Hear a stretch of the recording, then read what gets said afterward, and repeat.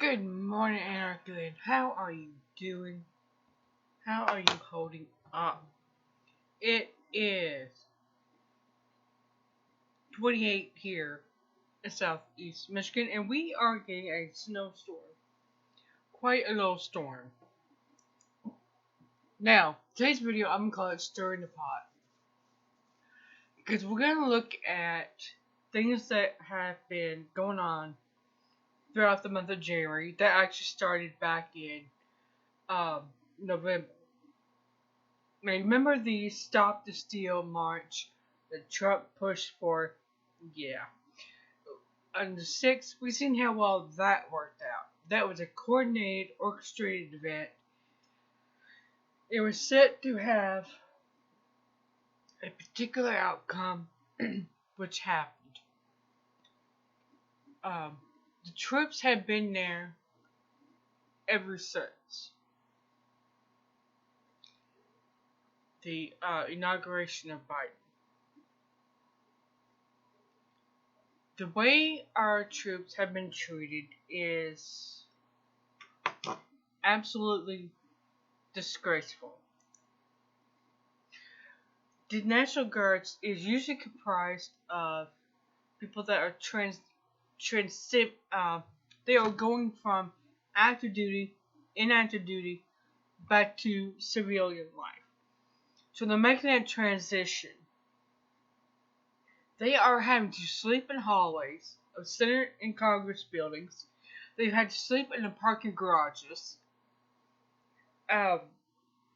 Their food provisions came up short. They've had to go to Chick-fil-A for crying out loud. Now, a lot of the local restaurants in DC, I will give them credit, have stepped into the plate and have donated pizza, burgers. Nothing actually healthy, but it's food, okay? It is what it is, right?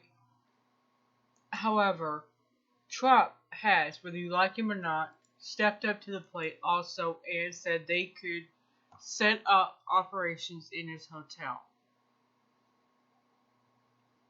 for free. Now, I'm not saying he's a good guy, I'm not saying he's a bad guy, I'm just saying at least someone is stepping up to the plate and doing something. Because there are third world countries that treat their military better than what we're treating ours. Alright. Now, basically what is being done is a whittling away of the Constitution. And I've been watching, I gotta clean my glasses. Since 9/11 happened. I'm going to go into that a little bit more in the next paragraph. So we're going to move on to this little agenda that has been behind the Stop the Steal nonsense. Back during World War II, when Hitler came to power, the Nazi Party divided people. They divided them along subgroups. There was Jews, Gypsies, black, just whatever, hearing impaired, visually impaired, mentally handicapped. They created all these divides. The end result was people were so afraid of each other, of their neighbors, that they didn't see what was really going on. They didn't see the camps being built, the smokestacks bellowing out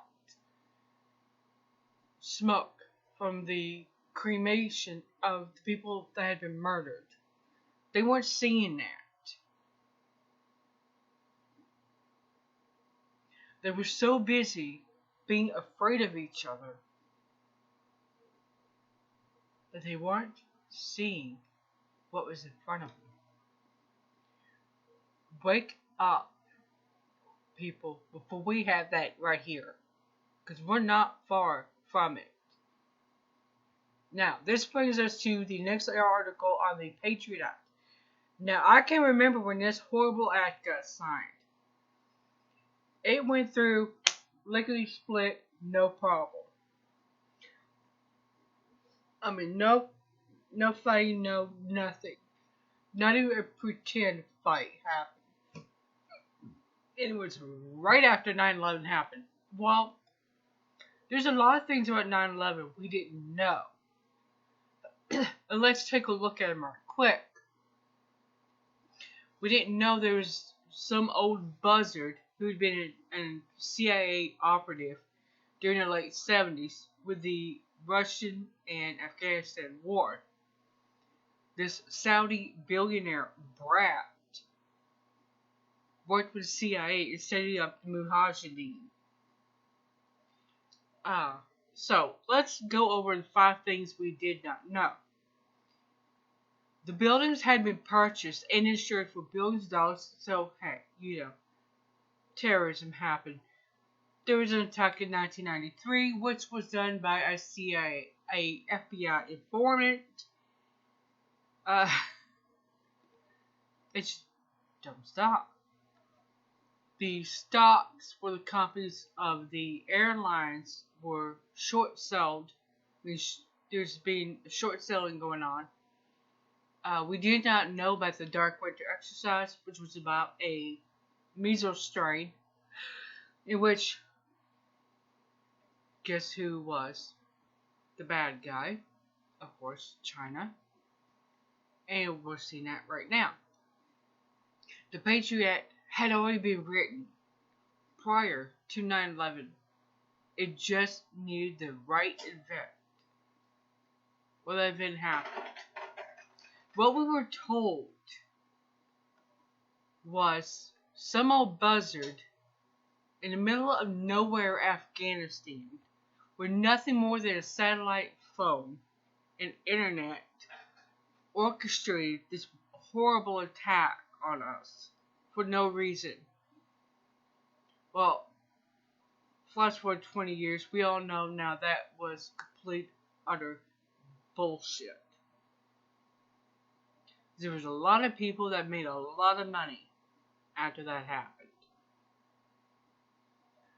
Now, the Patriot Act got passed, like I said, at a mind-numbing pace. Not even a sparring match between senators. This brings me to the agenda that 9/11 was for. It was to get more control in the hands of the government and their NGOs. I say government, truth is, Wall Street groups like Council of Foreign Relations, Trilateral Commission, all these groups, they have more power than they ever had before because of the Patriot Act. And it just got re-signed into place, by the way, under Trump. And there's very little doubt that Biden will balk at it since he was one of the writers of it. Now, we've seen a lot of censorship, which was a part of that Patriot Act, was censoring people. You're either with us or you're against us.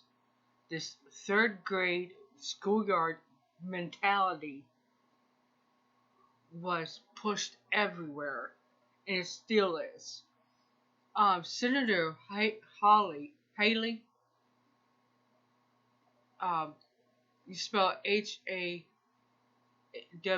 Hawleys, no, Y, has been pushing back against all the censorship, the censoring of the very people liberals calling him a traitor. He's pushing for their freedom of speech as well, which is completely insane when you think about it. Now, let's move on. There's been talk about Biden's administration to use FEMA to distribute vaccine. So we went from Trump's very powerfully distributing involving the military, which I will tell you made the hair on my arms stand up, to Biden using FEMA. Yeah, other countries must be shaking their heads when they read crap like that. Now, on the other side of the crazy coin, we have lawmakers who want recurring stimulus payments to Americans until the pandemic is over.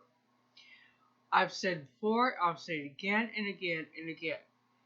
If these political parasite puppets are going to allow the billionaire money masters to take jobs away from America, then yeah, $2,000 a month is the least they can do. And hey, there's always going to be a pandemic. There will always be one. From here out, they have found that is a controlling mechanism. If you keep people scared, you can keep them locked in their home. You can keep them 6 feet apart, which means your facial recognition programs can work perfectly. And you can keep them too scared to gather and talk. You can control the internet, which means they can't talk about how pissed off they're getting. They won't be able to organize because dissenting thoughts won't be allowed. And here we go into no man's land. The Patriot Act, I would say, has come full force. It has come around the circle. There's always been a push to disarm American citizens for as long as I can remember. And now, the NRA is bankrupt. They no longer have the money to stop the politicians from taking guns. Who's going to step up to the bat? Socialist Rifle Association, and there is one in America. Go socialistriflesassociation.org, and you'll see. I'll put a link to him below. I don't know if they would even consider stopping it. But here's the deal. This is all coming to fruition. It's all been on a schedule. We have seen a whole thing play out. We, here in America, are not even protesting what we should be protesting. In Europe, they're having a fit over lockdown restrictions. A judge in Germany has already said they're unconstitutional and they don't work. Look at Sweden. They haven't had nearly the deaths we've had. Supposedly had, anyway. However, they are being vilified because they're not locking down. They're not playing the game according to the rules. They're letting their people use, common sense. Of course, they are a socialist country, so I wouldn't expect anything less from horrible people than to use common sense. Yeah. Anyway, I'm going to stop here. I'm going into 14 minutes. I'm going to stop. Put below what you think. Look forward to reading your comments.